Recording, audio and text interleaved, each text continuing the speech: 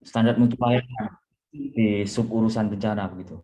Nah, Bapak Ibu, sebagaimana yang Bapak Ibu ketahui di dalam standar mutu layanan di penyusunan kajian risiko bencana ada dua hal yang dilihat.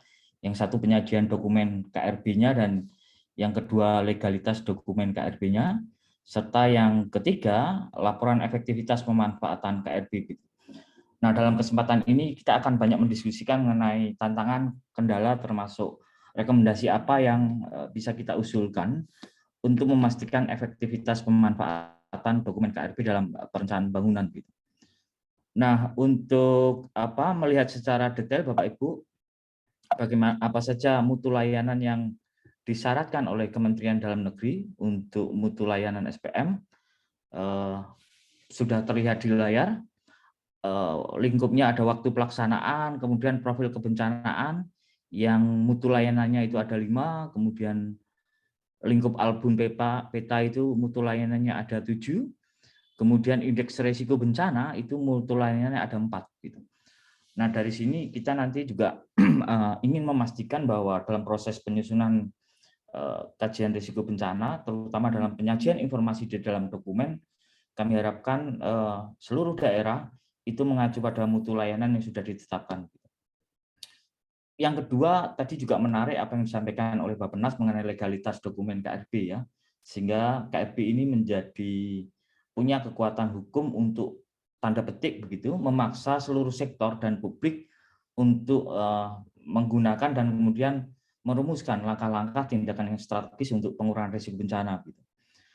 Nah, di lingkup legalitas ini kemudian kita bisa melihat ada 3 lingkup. Yang pertama keterwakilan, kemudian yang kedua berita acara, dan yang ketiga dokumen legal.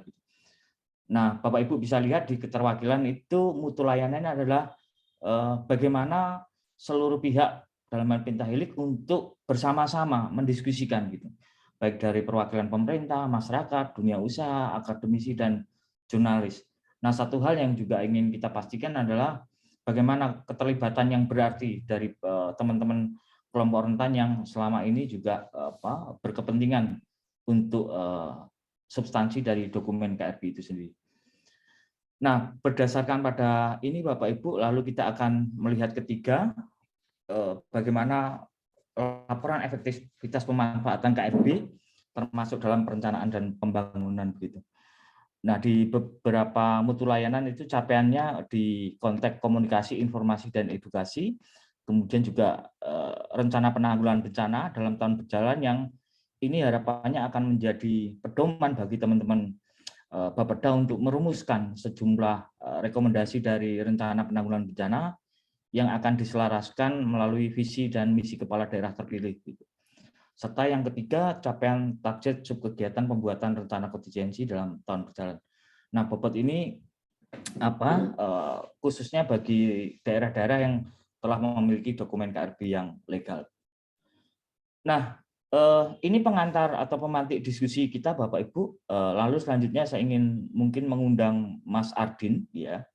Jadi kami akan membagi dua sesi. Yang pertama adalah sesi mengenai format perencanaannya, lalu nanti yang sesi kedua mengenai format penganggarannya, sehingga nanti hasil diskusi di kelompok ini akan mengerucut untuk beberapa rekomendasi terkait dengan perencanaan dan penganggaran di konteks pengurangan risiko bencana. Mas Ardin saya undang, apakah sudah bergabung di kelompok ini? Mas Ardin? Ya, Mas Didi, apa kabar Mas? Kabar baik, Mas Ardin. Mas Ardin, mungkin untuk memantik diskusi lebih jauh ya dengan teman-teman yang lain, nanti juga mungkin ada proses diskusi dan tanya jawab dengan Mas Ardin, termasuk kita juga nanti akan mengeksplor pengalaman-pengalaman teman-teman ketika bagaimana melakukan advokasi pengurangan risiko bencana dalam dokumen perencanaan dan penganggaran. Nah, Mas Ardin mungkin di konteks ini, apakah Mas Ardin berkenan menyampaikan ke teman-teman, kalau kita melihat di tahapan dokumen perencanaan pembangunan daerah kan setidaknya ada 4 ya Mas, mulai dari RPJMD, Renstra OPD, kemudian RKPD, dan rencana kerja OPD. Nah, bisa nggak Mas Ardin menyampaikan beberapa tantangan di masing-masing tahapan ini dan dari tantangan itu apa yang bisa dilakukan oleh Bapeda Kota Palu untuk menyiasati tantangan itu? Silakan Mas Adin. Baik, terima kasih Bapak Ibu dan Mas Didi. Izinkan kami berbagi informasi berdasarkan apa yang kami alami di Kota Palu. Yang pertama, secara normatif, rencana dokumen itu disusun berdasarkan pedoman Permendagri 86 tahun 2017. Kemudian di dalam penyusunannya itu terdapat tahapan-tahapan. Yang pertama adalah rancangan teknokratik. Nah, di dalam rancangan teknokratik itu sudah dirumuskan, salah satunya adalah isu strategis daerah. Nah, kemudian isu strategis daerah Kota Palu itu di dalam rancangan teknokratik, karena kita pasca bencana, maka ada dua isu strategis daerah Kota Palu yang sekarang spesifik tentang kebencanaan. Yang pertama, infrastruktur kota yang aman, nyaman, tangguh, dan inklusif. Yang kedua, pengurangan risiko bencana dan perubahan iklim serta percepatan rehabilitasi dan rekonstruksi pasca bencana. Itu adalah isu seksi tentang kebencanaan yang kami muat di dalam rancangan teknokratik RPJMD. Bisa diulang Mas, dua isu strategisnya. Yang pertama apa Mas? Yang terkait kebencanaan, yang pertama infrastruktur kota yang aman, ya, nyaman, nyaman, tangguh, dan inklusif. Baik. Yang kedua Mas? Yang kedua, pengurangan risiko bencana. Ya. Dan perubahan iklim. Ya. Serta percepatan rehab rekon pasca bencana.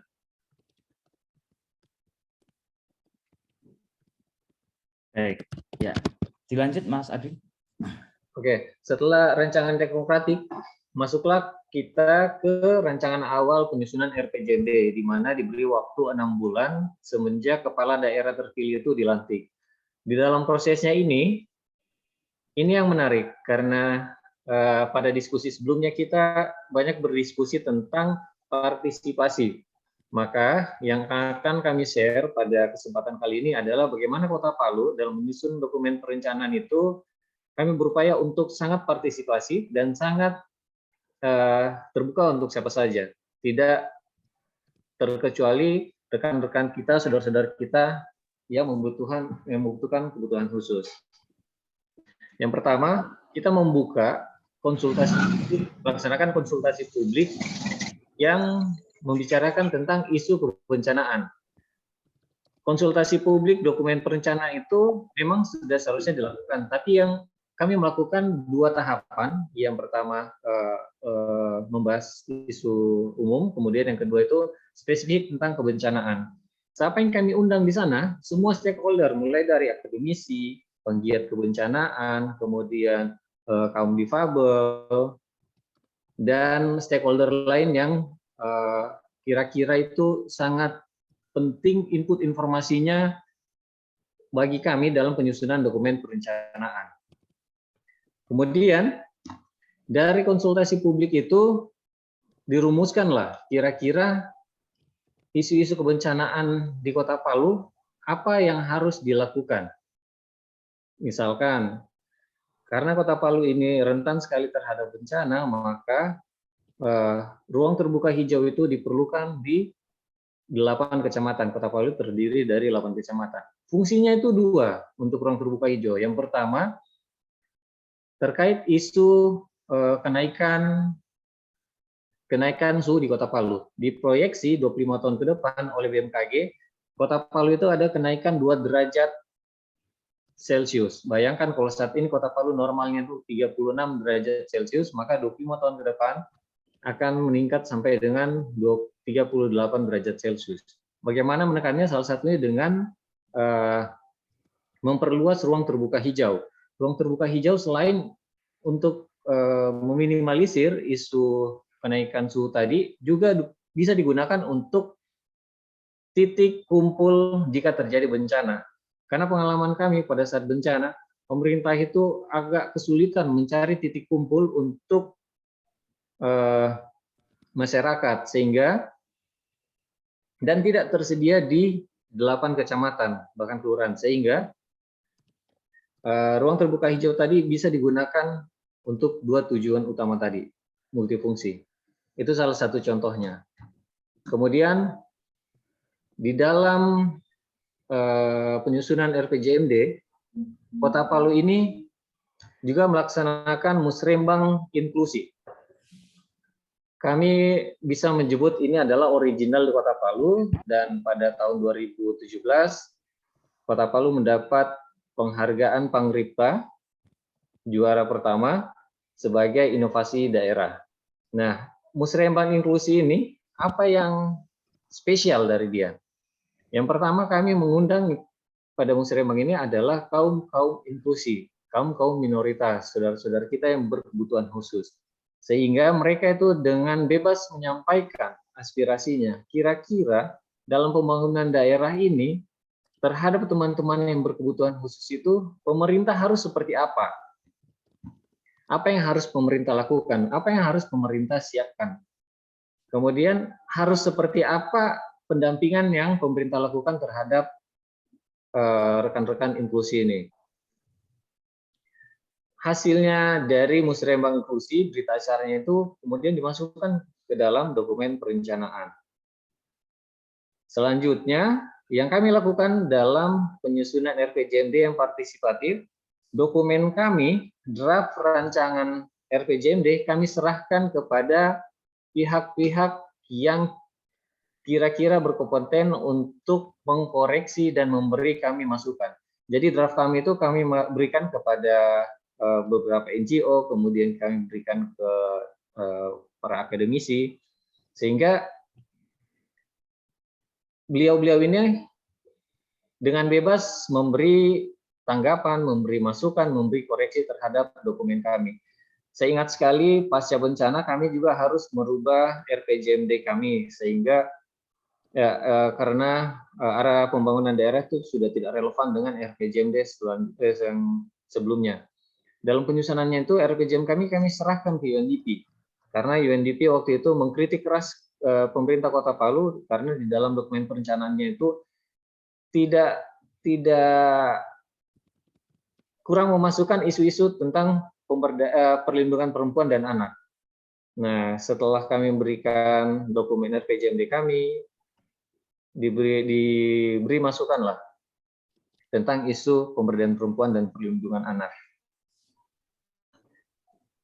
Ya, selanjutnya Mas, untuk tantangannya ini kan tadi juga banyak ya Mas Adin.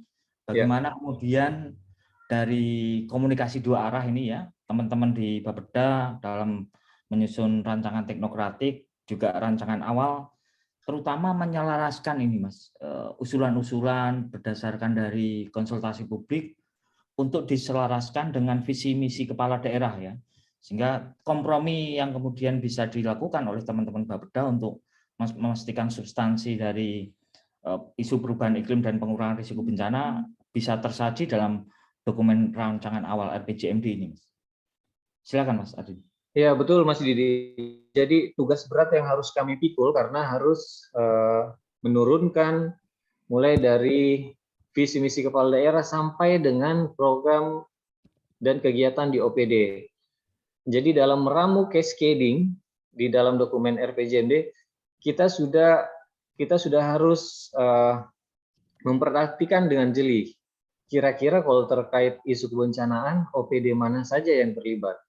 Kemudian kita harus menurunkan mulai dari visi, misi, tujuan, sasaran, strategi, arah kebijakan, program, kegiatan sampai dengan sub kegiatan yang terbagi ke 41 OPD yang ada di Kota Palu. Dan itu harus operasionalisasi. Operasionalisasinya bagaimana?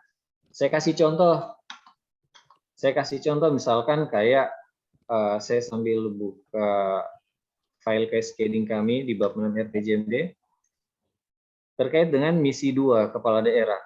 Di sana sasarannya itu meningkatkan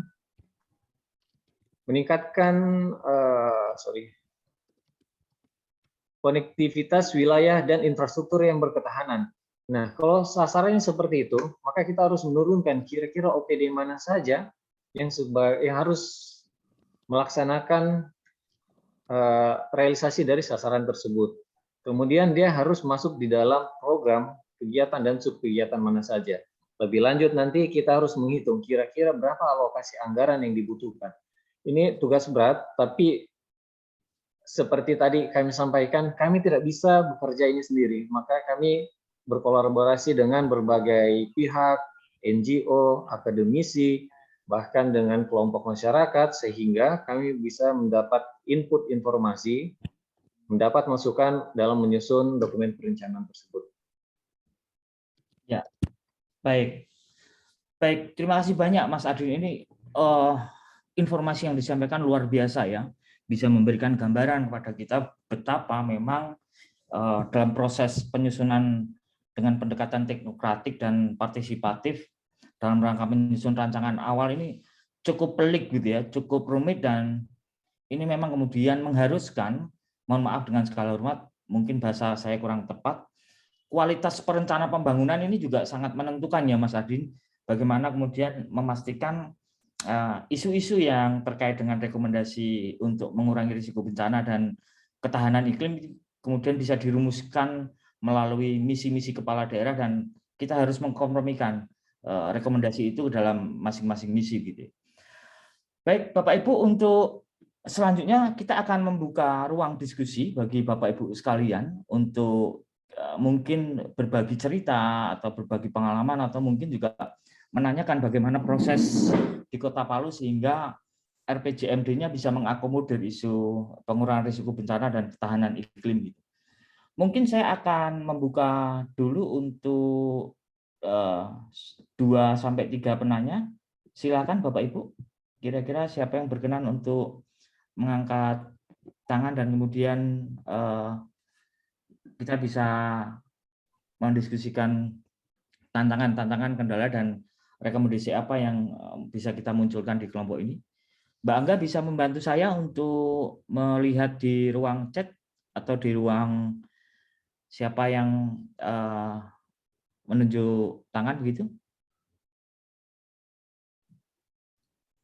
Di ruang chat ini masih tercampur dengan yang diskusi tadi ya. Jadi ini mungkin dari Pak Surya Kusuma, mutu layanan 1, 2, 3 yang disebutkan sebelumnya ada di dokumen peraturan apa? Mohon informasinya, terima kasih.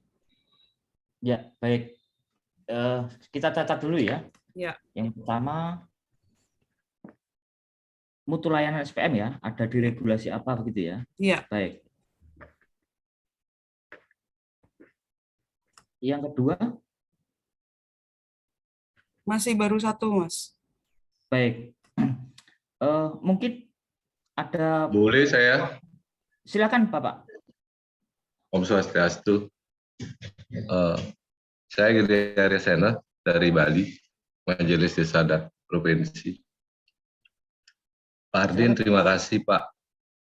Halo, apa sudah terkoneksi, sudah tersambung? Terdengar jelas Bapak, silakan Bapak. Ya baik.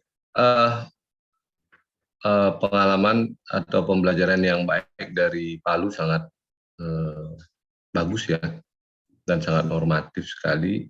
Dan kami dari Majelis Desa Adat itu di setiap tingkatan, kecamatan, kabupaten maupun provinsi di Bali, pasti selalu ikut terlibat.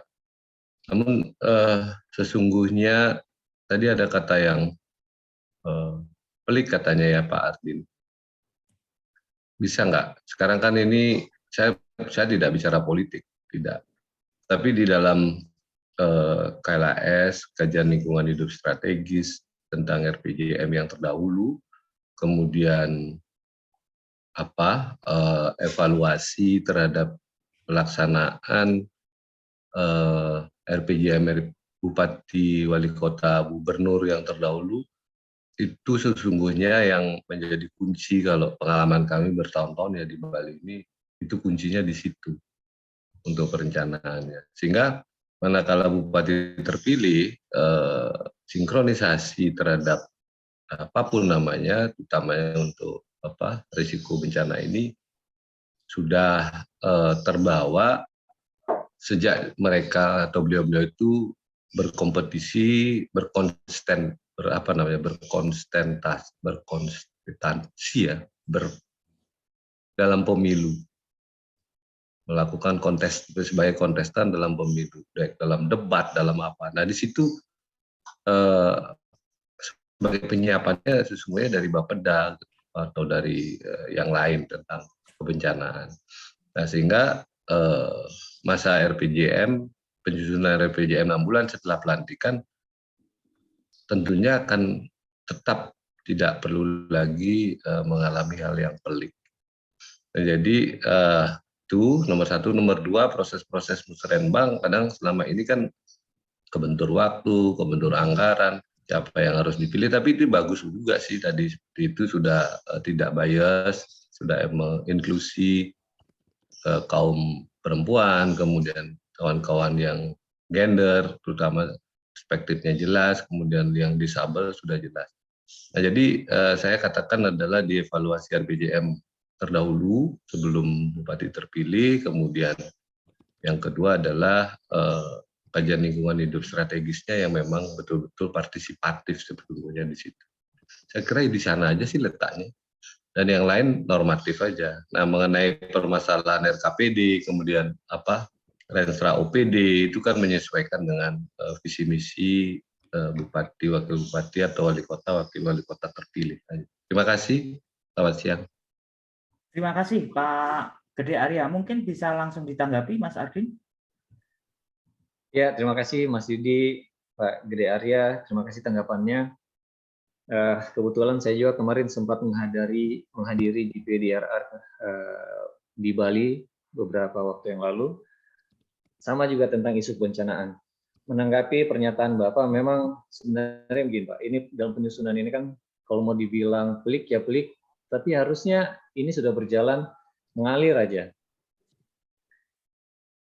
Kemudian dalam penyusunannya memang tidak bisa terlepas dari urusan politik Pak, karena biar bagaimanapun kepala daerah ini adalah jabatan politis. Sehingga dalam penyusunan dokumen perencanaan pembangunan daerah, urusan politik itu harus kita teknokratikan. Jadi kita harus sesuaikan antara urusan politik dan urusan teknokratik. Kita harus menjabati jabatan. Nah, disitulah salah satu tugas Bapeda.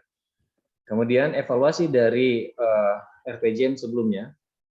Pada RPJM periode sebelumnya, isu-isu kebencanaan itu sudah masuk, tapi tidak sekuat saat ini. Siapapun kepala daerah yang terpilih pada periode ini, maka saya sangat yakin di RPJMD-nya itu akan masuk dengan kuat isu kebencanaan, karena bencana yang sangat besar terjadi di Kota Palu. Pada periode kali ini, di dalam RPJMD, berdasarkan hasil diskusi kami dengan berbagai pihak stakeholder yang terkait yang saya sampaikan sebelumnya, maka untuk memperkuat isu kebencanaan di dalam dokumen perencanaan, kita memasukkan 2 indikator kinerja utama. Yang pertama, indeks risiko bencana, dan yang kedua adalah indeks ketangguhan kota.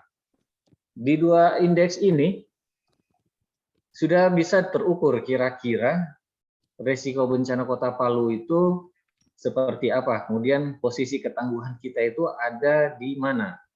Nah, dari situ kita bisa merencanakan untuk meningkatkan ketangguhan kota, kita harus melakukan apa, siapa yang melakukan, seperti apa itu dilakukan, kemudian alokasi anggaran dibutuhkan itu sebesar apa. Nah, itu karena ini sudah masuk di dalam Bapin RPJM sebagai indikator kinerja utama daerah, maka ini kuncian bagi daerah untuk merealisasikannya.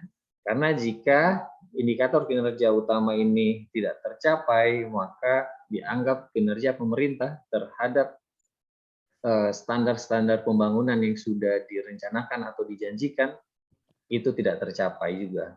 Maka ini menjadi komitmen kepala daerah dan komitmen OPD-OPD yang ada di Kota Palu.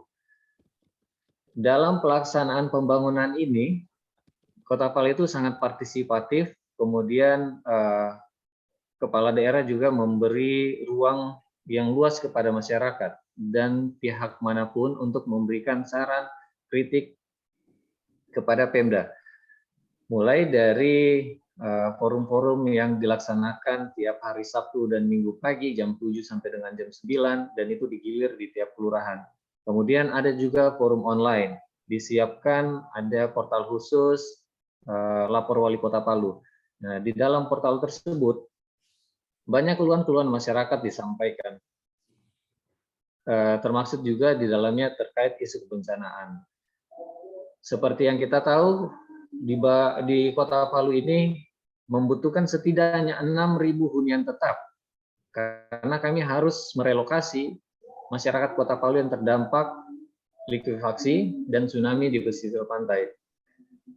Realisasi sampai saat ini belum sampai 2.000. Nah, sehingga itu menjadi PR besar pemerintah daerah dan pemerintah pusat untuk membangun hunian tetap sebagai utang kepada masyarakat. Ya, baik, Mas Adit. Mungkin satu hal yang juga kami ingin belajar dari Kota Palu, karena ini juga menyangkut tadi yang disampaikan Mas Adin ya. Bagaimana ketika pemerintah dalam hal ini eksekutif sudah merumuskan kebijakan umum APBD dan prioritas dan pelan-pelan anggaran sementara, dan kemudian itu menjadi bahan pembahasan bersama dengan Badan Anggaran Legislatif gitu. Nah, bagaimana, ada pengalaman nggak Mas waktu itu, bagaimana kemudian Badan Anggaran Legislatif menyetujui dan kemudian menyepakati alokasi anggaran untuk kebencanaan menjadi salah satu prioritas gitu. Mungkin ada tips atau mungkin ada trik apa yang dilakukan oleh kawan-kawan di Kota Palu untuk memastikan bahwa badan anggarannya juga mendukung gitu dan tidak mencoret usulan-usulan terkait dengan isu kebencanaan dan perubahan iklim. Silakan Mas Ari. Ya, jadi karena Kota Palu ini seperti saya sampaikan sebelumnya, bahwa bencana ini menjadi guru yang sangat baik bagi kita, sehingga membuka mata baik dari pemerintah, legislatif, dan masyarakat tentang isu kebencanaan. Sehingga dalam pengusulan anggaran dan pembahasan anggaran di Badan Anggaran DPR Kota Palu, anggaran-anggaran yang terkait kebencanaan itu justru mendapat penguatan dari anggota Banggar. Lebih khusus, lebih lagi terkait tentang penanganan kebencanaan. Misalkan tadi untuk masalah relokasi, kemudian infrastruktur yang terdampak bencana, kemudian kebutuhan-kebutuhan dari masyarakat Kota Palu yang masih tinggal di Buntara. Keluhan-keluhan itu sering mereka terima dari masyarakat, sehingga disampaikan di dalam pembahasan di DPRD. Nah, dalam pembahasan itu mereka lebih lanjut akan mengecek di dalam dokumen anggaran, apakah keluhan-keluhan masyarakat tadi sudah terjawab di dokumen anggaran yang diajukan pemerintah daerah atau tidak. Nah, sehingga kalau misalkan keluhan itu ternyata belum termuat di dalam dokumen anggaran, justru anggota Banggar yang menyarankan dan meminta pemerintah daerah untuk memasukkan alokasi anggaran terkait keluhan masyarakat tadi. Jadi, ya, oke Mas. Ya, Mas Adri, mohon maaf, saya harus menghentikan sementara karena sudah ada 3 penanya di ruang chat ini. Mbak Angga, mohon bisa dibantu.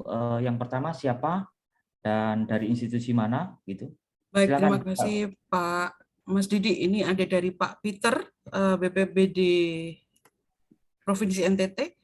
Halo Pak Peter.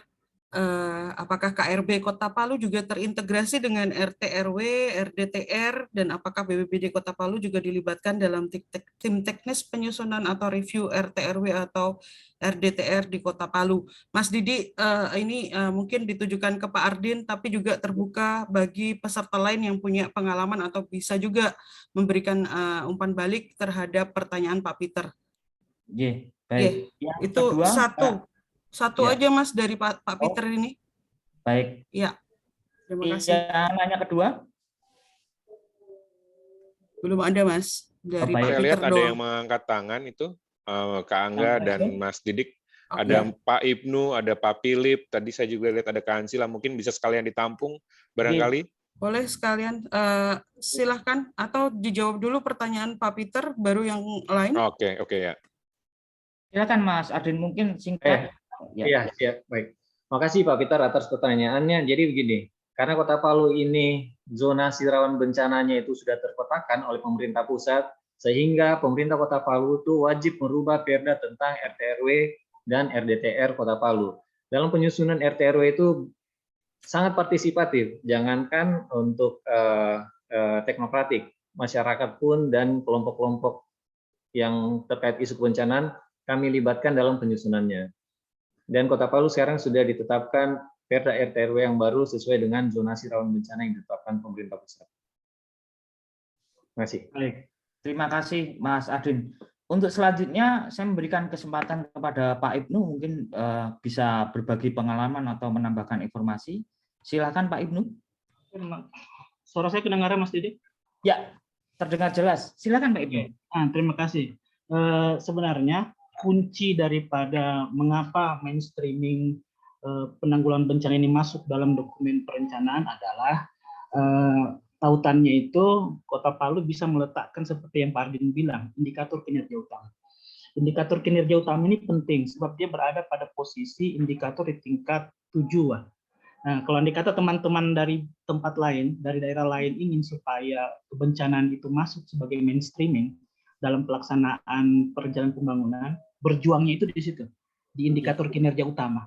Nah, ini juga sebab berkonsekuensi di situ. Ketika indikator kinerja utama tertera di situ, maka dia menjadi janji yang harus tertunaikan. Sehingga seluruh effort, seluruh kekuatan, baik pendanaan maupun strategi itu diarahkan di situ. Dan dia ketika dia sudah diletakkan di indikator kinerja utama, maka dia bukan lagi menjadi urusannya BPBD, tapi menjadi urusan kota. Nah, sehingga jangan diturunkan kelasnya, jangan diturunkan kelasnya menjadi indikator kinerja kunci, jangan, tetap bertahan. Sebab ketika di indikator kinerja kunci, dia hanya menjadi urusan dinas saja. Tapi ketika dinaikkan dia menjadi indikator kinerja utama, maka dia menjadi indikator tujuan yang harus dikeroyok oleh berbagai macam sektor. Dan saya kira itulah cara supaya mainstreaming perencanaan pembangunan yang sensitif bencana itu bisa terrealisir. Itu pertama. Yang kedua, saya kira ada cara yang jauh lebih elegan kalau kita mau masuk. Dan rata-rata kita di Bapeda Kabupaten Kota seluruh Indonesia saat ini, yaitu waktu RPJP-nya itu sudah mau habis. Kami saja Kota Palu ini sudah tahun keempat. Artinya apa? Untuk periode akan datang itu sudah mulai harus ada RPJP baru. Dan RPJP baru ini yang kalau mau itu dijadikan mainstreaming. Saya setuju dengan Pak yang dikatakan tadi oleh Pak Bappenas, kita punya Pak Sumedi, Pak Medi, kita punya orang tua dari Bappenas, bahwa kajian resiko bencana itu menjadi dokumen penyerta, bukan hanya KLHS saja. Dan ini memang hanya bisa masuk dari pintunya Depdagri. Semoga Depdagri nanti bisa kasih keluar satu rekomendasi saja tentang menjadikan bukan hanya KLHS saja semata sebagai dokumen penyerta dokumen perencanaan, tapi juga kajian risiko bencana. Nah, kalau andai kata itu bisa, maka perubahannya itu menjadi masif seluruh Indonesia. Memang harus istilahnya dipatron dari atas. Kemudian untuk pertanyaan dari Pak Peter alhamdulillah Kota Palu ini setelah pasca bencana memang dokumen spasial yang dibuat itu memang merujuk kepada peta zona rawan bencana yang dibuat oleh lintas kementerian. Atas dasar tersebut sebenarnya sehingga perencanaan ruang kita itu membagi ruang menjadi beberapa, termasuk tentang yang mana ruang yang boleh dan yang mana yang tidak, ZRB 1 sampai ZRB 4.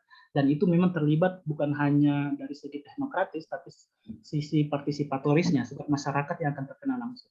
Dan saya kira proses-proses itu, Kota Palu punya pengalaman hampir setelah bencana itu untuk berproses seperti itu, tentang mana yang bisa dan mana yang tidak. Saya kira untuk akan datang, mudah-mudahan teman-teman Mas Didi ya, kita bisa garap di setelah RPJM sudah selesai, maka RPJP juga bisa kita sebagai, saya kira Palu siap jadi lab site untuk memulai itu. Supaya siapapun nanti menjadi pimpinan kepala daerah, dia harus merujuk kepada dokumen RPJP untuk membuat visi misinya. Saya kira demikian, Mas Didi. Ya, terima kasih banyak Pak Ibnu atas tambahan informasinya. Ini juga kemudian menyadarkan kita semua Bapak Ibu bahwa dalam waktu dekat hampir seluruh daerah itu akan menyusun RPJP. Karena sebagaimana kita tahu RPJP di level nasional juga akan berakhir di tahun 2025 dan bagaimana kita ingin memastikan baik di RPJP maupun RPJM jangka menengah itu isu perubahan iklim dan pengurangan risiko bencana masuk gitu. Sekali lagi terima kasih Pak Ibnu. Kita bergeser ke Pak Philip. Silakan Pak Philip. Padat singkat. Halo Pak Philip. Baik, mungkin Pak Philip menunggu. Kita beri kesempatan selanjutnya untuk Ibu Ansila. Silakan Ibu Ansila. Sudah saya tuliskan di chat room, Mas, untuk menghemat waktu. Baik, Berhubung sudah- mohon izin. Ada yang bisa membantu saya untuk membacakan di ruang chat?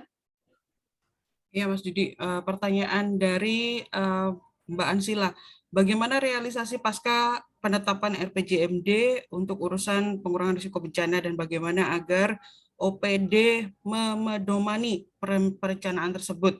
Apakah RPB secara langsung diturunkan dari KRB partisipasi tadi atau dua proses terpisah yang tidak cukup terpaut? Baik, Mas Adin atau Pak Ibnu berkenan untuk merespon dari pertanyaan Ibu Ansila.